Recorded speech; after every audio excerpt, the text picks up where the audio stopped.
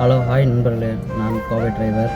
என்னடா ஒன் வயசு பார்க்குறீங்க மறுபடியும் ஒன்று. நீங்கள் இது வந்து ஒரு சின்ன விழிப்புணர்வு தான் நம்ம டிரைவர் சமுதாயம் அவங்களுக்காக இந்த வீடியோ. இப்போ ஒரு 4 நாளைக்கு முன்னாடி நான் அது வீடியோ எடுத்து வச்சா டைம் கிடைக்கல அந்த வீடியோ போடலான்ட்டு.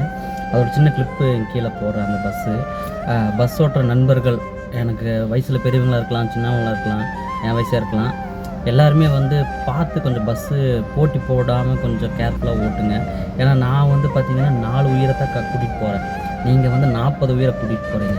அதனால் எனக்கு இப்போ நடந்துச்சு, கோல்டு வின்ஸ்லேருந்து சினிபாளையம் வரைக்கும் 2 பஸ்ஸு, ப்ரைவேட் பஸ்ஸுங்க, கேஎம் வச்சு நினைக்கிறேன். அந்த கிளிப்பு பார்க்க அந்த ஃபோட்டோ போடுற பாருங்கள், அப்படி ஓவர்டேக் பண்ணிட்டு போகிறாங்க. தயவு செஞ்சு அப்படிலாம் ஓட்டாதீங்க.